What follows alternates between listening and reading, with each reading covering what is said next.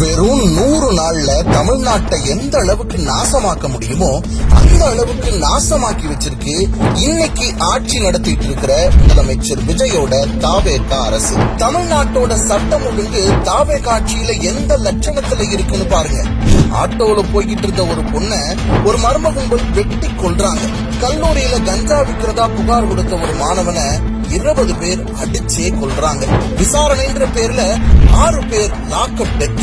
இப்படி தினம் தினம் கொலை கொள்ளை பாலியல் வன்கொடுமைன்னு தமிழ்நாட்டோட சட்டம் ஒழுங்கு சந்தி சிரிக்குது. பெண்களுக்கு பாதுகாப்பு இல்லைன்னு வீரவசனம் பேசின முதலமைச்சர் விஜய் ஆட்சியில 6 வயது சிறுமி முதல் 60 வயது அம்மா வரைக்கும் யாருக்கும் பாதுகாப்பு இல்லாத சூழல் தான் இருக்கு.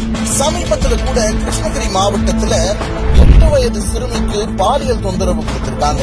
அது மட்டுமா, அவரோட கட்சியோட ராணிப்பேட்டை மாவட்ட செயலாளர் மேலையும் ஸ்ரீவைகுண்டம் தாவேகா சட்டமன்ற உறுப்பினர் மேலையும் பாலியல் புகார் இருந்தும் கைது பண்ணாம இருக்கிறத பத்தி முதலமைச்சர் விஜய் ஒரு வார்த்தை கூட பேசல. படத்துல விவசாயியா நடிச்சு அடுத்த ஜென்மத்துல விவசாயியா பிறக்கணும்னு ஆசைப்படுற முதலமைச்சர் விஜய் தான் விவசாய கடனை முழுசா தள்ளுபடி பண்றேன்னு அறிவிச்சுட்டு ஆட்சிக்கு வந்ததுக்கு அப்புறம் அதை பண்ணாம விவசாயிகளுக்கு துரோகம் பண்ணார். காவிரி தண்ணி கிடைக்கல, மேட்டூர் அணைய சீக்கிரம் திறங்க, வறட்சி நிவாரண நிதி கொடுங்கன்னு விவசாயிகள் ரோட்ல போராடிட்டு இருக்காங்க.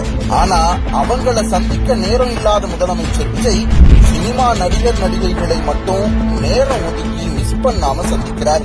200 யூனிட் மின்சாரம் இலவசம்னு முதலமைச்சர் அறிவிச்சாரு.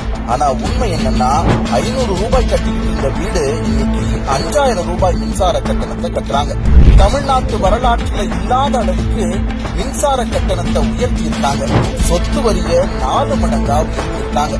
அது மட்டும் இல்ல, மக்கள் அன்றாடம் பயன்படுத்துற அரிசி, பருப்பு, பால் எல்லாமே விலை ஏறிக்கிட்டே இருக்கு. இதுதான் 100 நாள் தாவேகா அரசு பண்ண சாதனை. அது மட்டும் இல்ல, பழனி கோவில் நிலத்தை 100 கோடிக்கு போலி பத்திரம் மூலமா வித்தது, அரசு வழக்கறிஞர் பதவிக்கு லட்சக்கணக்கில் லஞ்சம் வாங்கினதுன்னு தமிழ்நாடு தாவேகா ஆட்சியில படுற பாடு கொஞ்சம் நஞ்சம் இல்ல. தமிழ்நாடு இப்படி நாசமா போய்கிட்டு இருக்கும் போது இதை எதுவும் கண்டுக்காம நம்ம விஜய் சர்க்கார் சர்க்கஸ் சர்க்கார் அமைச்சர்கள் எல்லாரும் என்ன பண்ணிட்டு இருப்பாங்க தெரியுமா? பிஸியா ரீல்ஸ் எடுத்துட்டு இருப்பாங்க. தப்பா தமிழ் பேசுறீங்க, திருத்திக்கோங்கன்னு சொன்னா நான் ஏன் பண்ணணும்னு கேட்கிற உருட்டுக்கட்டை அமைச்சர். வாட்ஸ்அப் மெசேஜ் படிச்சுட்டு அதிமேதாவி மாதிரி பேசுற நிழல் முதலமைச்சர். ஆயிரக்கணக்கான மக்கள் இருக்க ஸ்டேடியம்ல ஏடிஎம் கார்டுல பவுடரை ஒதுக்குற கொக்கைன் அமைச்சர்.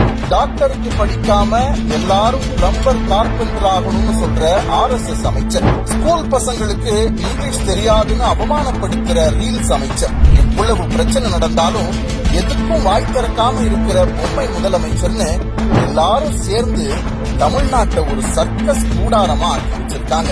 மொத்தத்துல மாற்றம்னு சொல்லி ஆட்சிக்கு வந்த தாவேகா அரசால மக்களுக்கு மிஞ்சினது வெறும் ஏமாற்றம் தான். சிஎம் சார், இப்படியே போனா தமிழ்நாடு நாசமாகும் சிஎம் சார்.